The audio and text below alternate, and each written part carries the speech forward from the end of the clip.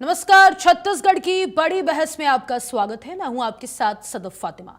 जिला अध्यक्षों की ट्रेनिंग के बाद कांग्रेस अब ब्लॉक, मंडल और बूथ स्तर के कार्यकर्ताओं को प्रशिक्षित करने जा रही है। अगस्त में बस्तर और सरगुजा से 2 दिवसीय प्रशिक्षण अभियान शुरू होगा, जिसकी डिजिटल मॉनिटरिंग कनेक्ट सेंटर के जरिए होगी।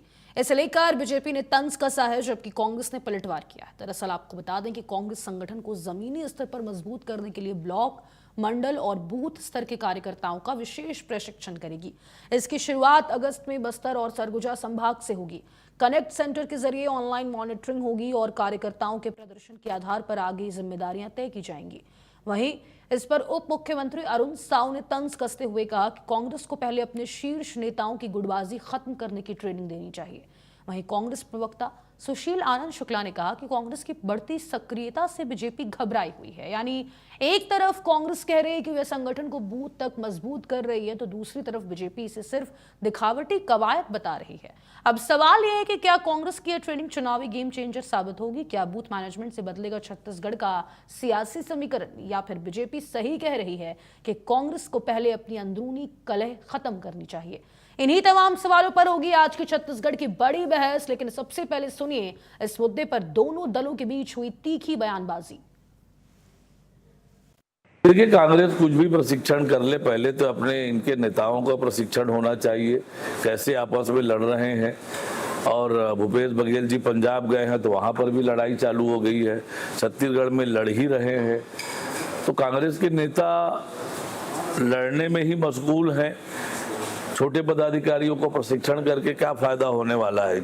उन्हें पता है जहां भूपेश बघेल जी जाते हैं वहां कांग्रेस पार्टी हारती है। के प्रशिक्षण के बाद कांग्रेस पार्टी ने निर्णय लिया है कि हम अपने ब्लॉक अध्यक्षों के और ब्लॉक कार्यकारिणी का भी प्रशिक्षण देंगे। ये हमारा सांगठनिक कार्य है और कांग्रेस पार्टी सतत अपने संगठन को मजबूत करने के लिए कुछ न कुछ प्रोग्राम चलाती है। अब इसमें भारतीय जनता पार्टी के पेट में क्यों दर्द हो रहा है भाई? बेगानी शादी में अब्दुल्ला दीवाना क्यों बन रहे हैं अरुण साव जी? अरुण साव जी, आप अपने गिरेबान में झांकिए, आपकी क्या स्थिति है? प्रदेश अध्यक्ष थे, आपको दूध की मक्खी के समान निकाल के फेंक दिया गया और मुख्यमंत्री बनने के लायक नहीं सोचा गया। तो आप अपने बारे में सोचिए, अपने पार्टी के बारे में सोचिए कि आपकी पार्टी में क्या स्थिति है। कांग्रेस पार्टी की आप चिंता मत करें। आप वर्तमान में विभिन्न विभाग के मंत्री हैं, उन विभागों में कैसे भ्रष्टाचार हावी है, किस प्रकार से ठेकेदारों का पेमेंट तक नहीं हो रहा है। आप पिछले 3 साल में 2 किलोमीटर सड़क बनाए हैं पीडब्ल्यूडी मंत्री रहते हुए। इस सब का मंथन करिए। कांग्रेस पार्टी के संगठन के बारे में सवेरे सवेरे मीडिया को बुला के बयान देना बंद करिए। गाल बनाने से काम नहीं चलता है।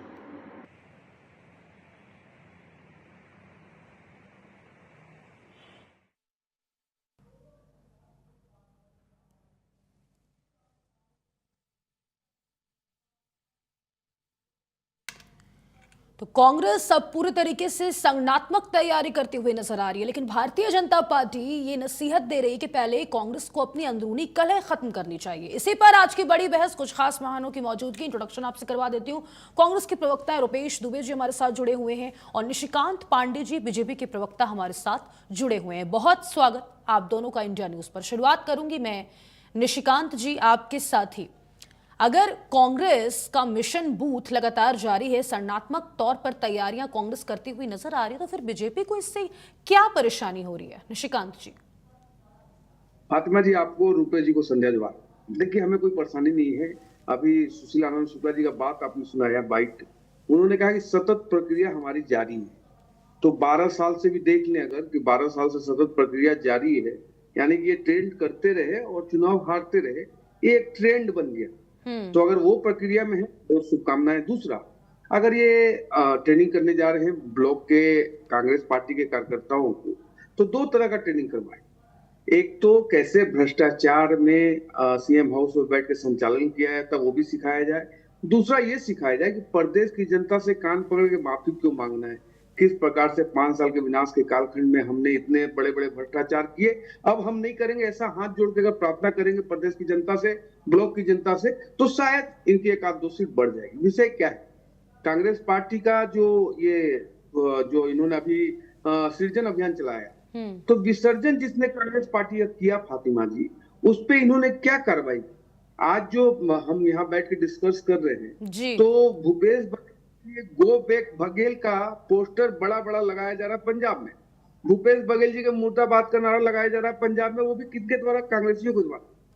तो कमोबेश स्थिति जैसे राजस्थान में थी, जैसे छत्तीसगढ़ में है, जैसे झारखंड में, कुछ राज्यों में तो कांग्रेस पार्टी सरकार में बची है, वहां भी आप देखिए कि अभी सिद्धारमैया जी को हटा के अभी बनाया गया दूसरे को मुख्यमंत्री। मात्र कहानी इतनी है कि हमारे यहाँ जो प्रक्रिया चलती है, मैं नहीं हम, इनके यहाँ प्रक्रिया चलती है मैं नहीं तुम नहीं मैं। तो तू मैं वाला जो विषय है कांग्रेस पार्टी को गर्त में लेके जा चुका है। फिर भी प्रशिक्षण होना चाहिए।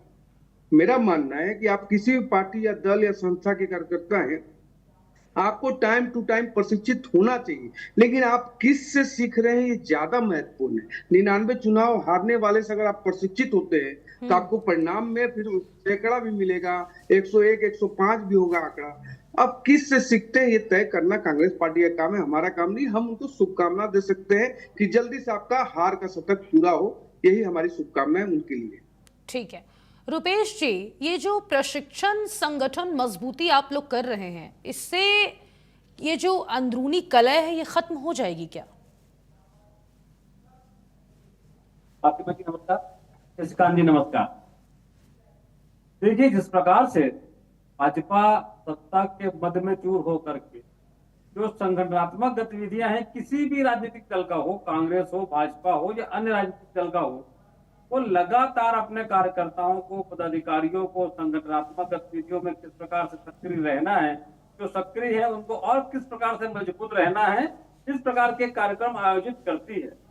वर्ष 2025 में कांग्रेस ने संगठन सृजन के माध्यम से जिला अध्यक्षों को नियुक्ति की और उसके बाद रायपुर में, अभनपुर में जिला अध्यक्षों का प्रशिक्षण शिविर प्रारंभ हुआ और उसके बाद जिस प्रकार से जिला अध्यक्षों को प्रशिक्षण देकर के मजबूत किया गया, तैयार किया गया, उनकी जो मजबूती थी उसमें पैनापन लाया गया और उसके बाद अब ब्लॉक स्तर पर कांग्रेस कमेटी जा रही है और उसमें भाजपा के लोगों को तकलीफ होना समझ से परे है। ये भाजपा के लोगों के द्वारा तो ये भूल गए हैं कि जुलाई 2025 में अपने सांसद विधायकों को भी मंत्रियों को प्रशिक्षण देने का कार्यक्रम आयोजित किए थे। अरे भाई, कांग्रेस के पदाधिकारी हैं या राजनीतिक दल के पदाधिकारी हैं, उनको किस प्रकार से जन सहयोग में जाना है, किस प्रकार से भाजपा जो छत्तीसगढ़ में भाजपा सरकार के द्वारा अन्याय अत्याचार किया जा रहा है उसके खिलाफ जनता के साथ खड़े रहकर लड़ाई लड़नी है।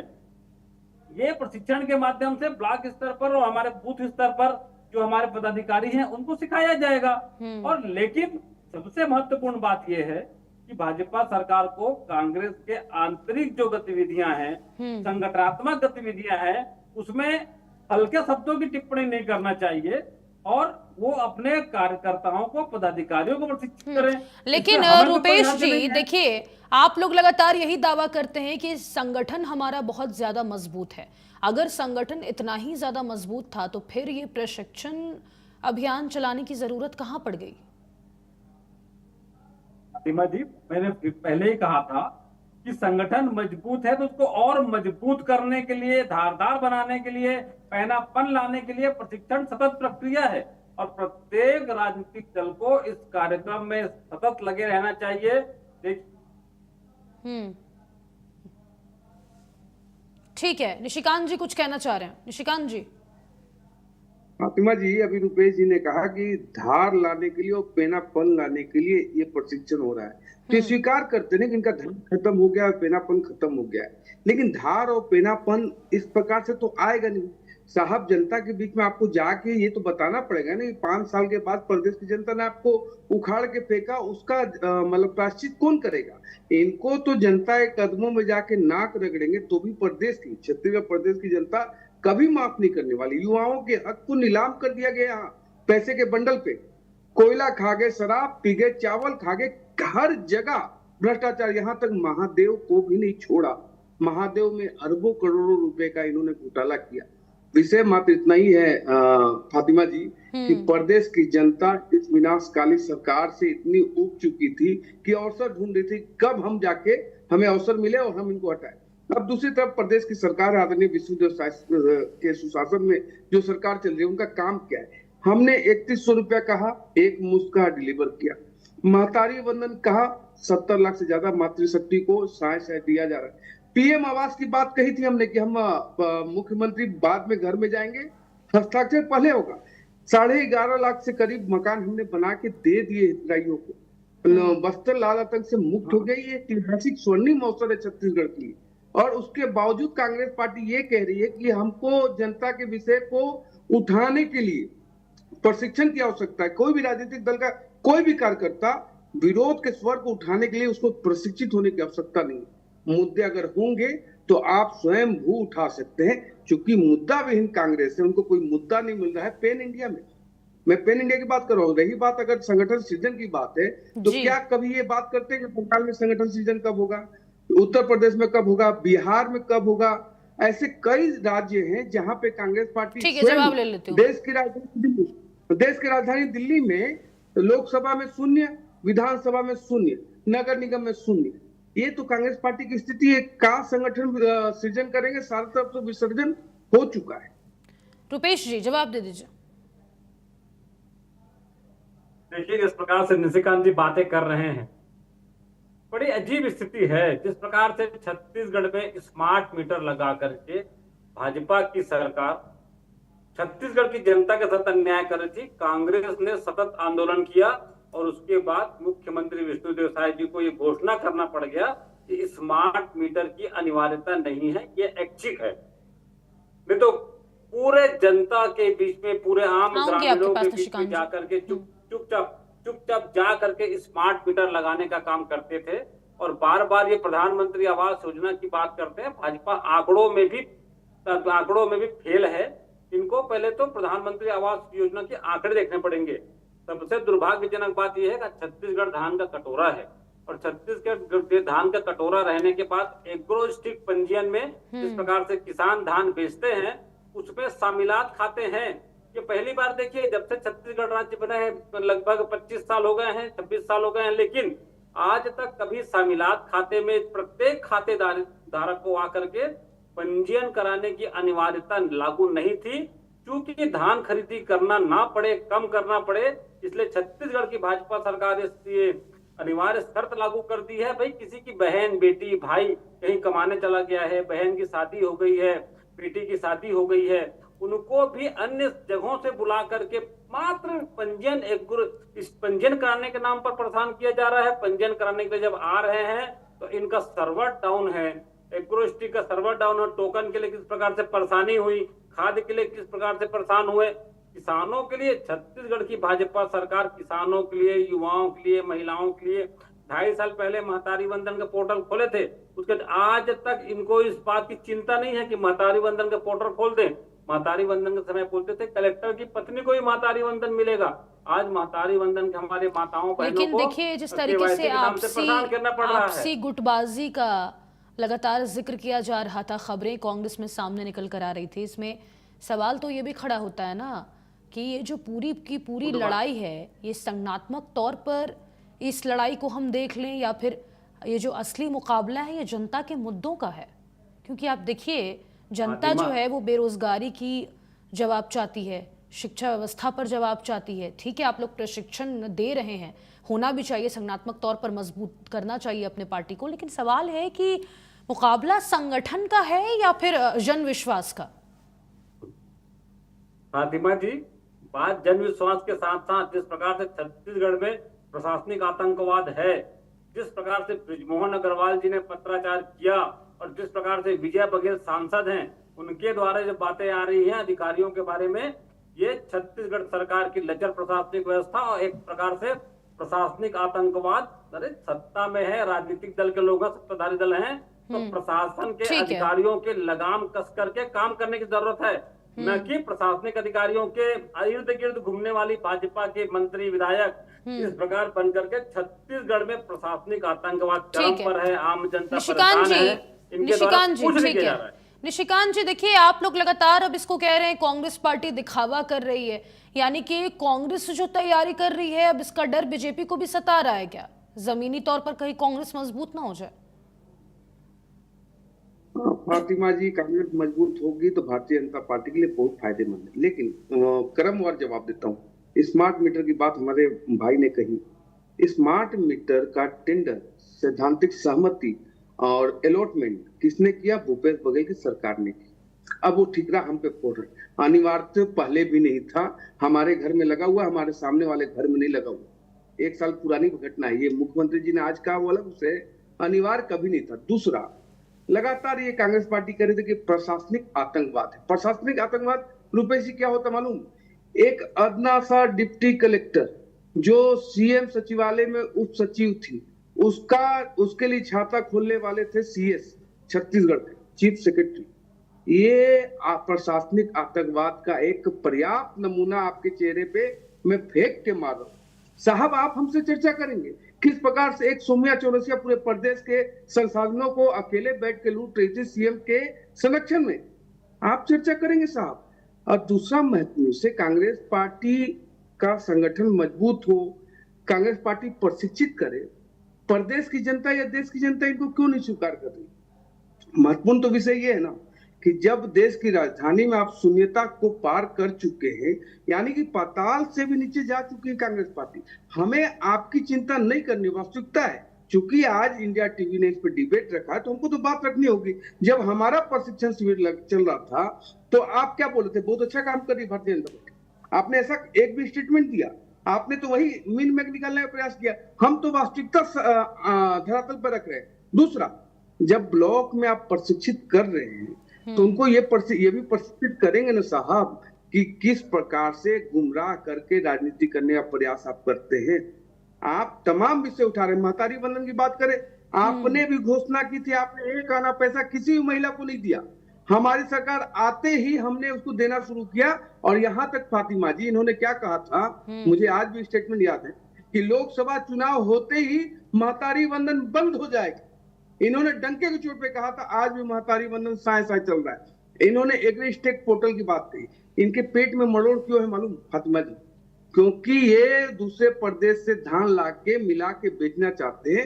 हमारी सरकार जो फायदा दे रही है प्रदेश के किसानों को दे रही है, ये जानबूझ के फर्जीवाड़ा करके लाभ अर्जित करना चाहते हैं साहब। इस कारण एग्रीस्टेक पारदर्शिता से टेक्नोलॉजी का उपयोग करके आज 24,85,997 किसान रजिस्टर्ड है।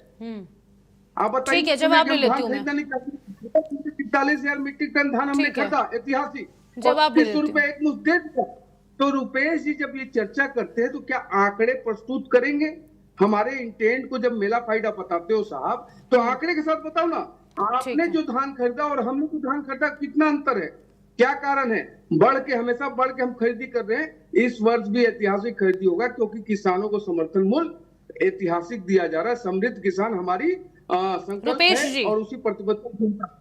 ठीक है रुपेश जी, जवाब देखिए फातिमा जी, ये छत्तीसगढ़ है जहाँ धान में जब सुखद के जब मामले आते हैं, ये धान के जब शार्टेज के मामला आता है तो भाजपा सरकार के संरक्षण में अधिकारी बड़ी बेशर्मी से कहते हैं कि धान को चूहे खा गए हैं। अरे मुझे बताया 24 लाख किसानों का वो आंकड़ा बता रहे हैं। उन 24 लाख किसानों के प्रत्येक जो खातेधारक हैं, जो खाते में जिनके नाम हैं, क्या उनकी अनिवार्यता आप लोगों ने अभी लागू करी है? वो इसलिए लागू करी है कि ताकि किसान परेशान रहे।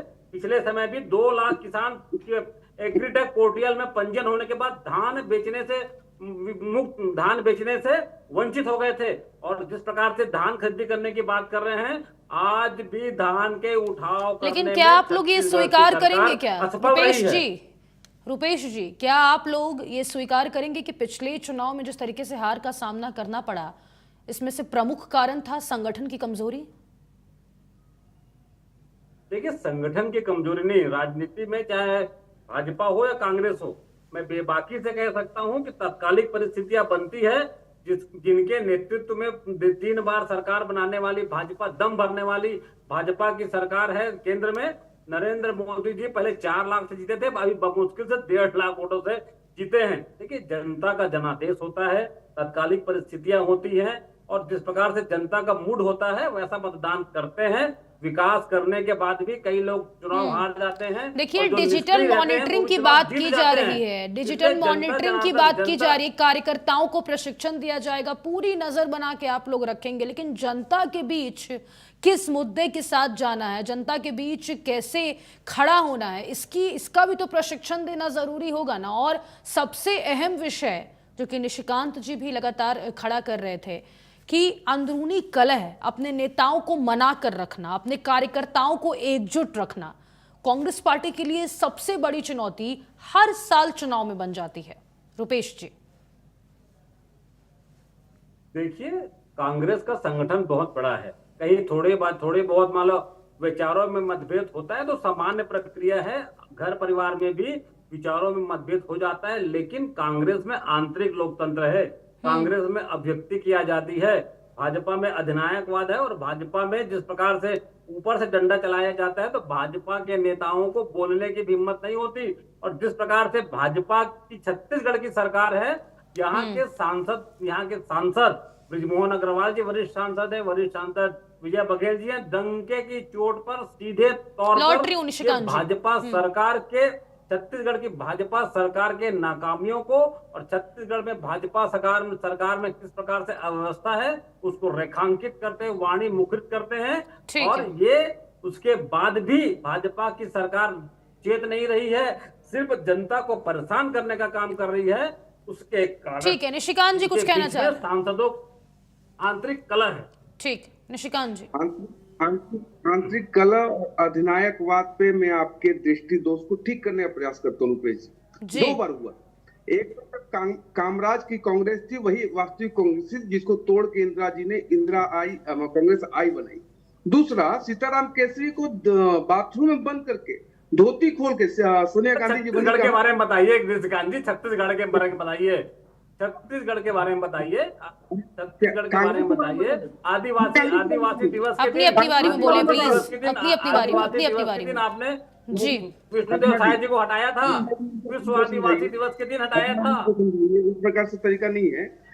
कांग्रेस की चर्चा हो रही है और कांग्रेस की ही बात कर रहा हूँ, इतनी जल्दी मिर्ची क्यों लगी आपको रुपेश जी? सच की बात नहीं है। अरे छन्नी बोले तो बोले, झारा बोलेगा, अरे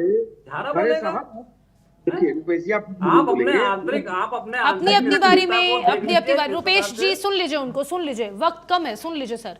निशिकांत जी। रुपेश जी, जम्मू कश्मीर से लेके कन्याकुमारी तक Congress A to Z alphabet में बटी हुई है। ममता बनर्जी क्यों अलग हुई, शरद पवार क्यों अलग हुए, साउथ की कांग्रेस अलग क्यों बनी, केसीआर, ये सारी चीजें आपके समक्ष है। आप आंतरिक वो बता रहे ना कि हमारे यहाँ लोकतंत्र है, आपके लोकतंत्र को किस प्रकार से तमाचा मारा था, सीताराम केसरी कहाँ गायब हुए, किसी को पता है क्या आज तक? तो इस प्रकार की लोकतंत्र आप ही के यहाँ स्थापित हो सकती है। हमारे यहाँ एक गरीब का बच्चा, एक सरपंच मुख्यमंत्री बन सकता है, एक चाय वाला प्रधानमंत्री बन सकता है, एक चाय वाला मैं कई सारी चीजें बताता हूँ, लेकिन विषय इतना ही है, कांग्रेस पार्टी मजबूत हो, चूंकि किसी एक कंधे में बंदूक रख के लड़ने की आवश्यकता ना पड़े। मैं तो चाहता हूँ यूपी में भी नहीं, आप लोग भी कुछ ऐसा प्लान कर रहे हैं क्या निशिकांत जी? आप लोग भी कुछ ऐसा प्लान कर रहे हैं क्या? कांग्रेस से सीख रहे हैं क्या? आप लोगों को भी तो हमेशा एक बड़ी चुनौती बनी रहती है ना, अपने नेताओं को मना के रखना। तो क्या अब कार्यकर्ताओं नेताओं को संगठन स्तर पर मजबूती आप लोग भी देंगे क्या निशिकांत जी? कोई सीख कांग्रेस से? फातिमा जी, हमारे यहाँ 24 घंटा 365 दिन प्रशिक्षण चलता है। हम सिर्फ बूथ की बात नहीं करते, हम पन्ना प्रमुख तक जाते हैं। हर घर, ये 3 साल में हर घर पहुंचने का 30 बार से ज्यादा कवायद हमने कर लिया। हमारे यहाँ प्रदेश की योजनाएं, केंद्र की योजनाओं को लेके हम हर दिन प्रयास करते हैं कि अंत्योदय के भाव से आखिरी व्यक्ति तक पहुंच रहा है कि नहीं।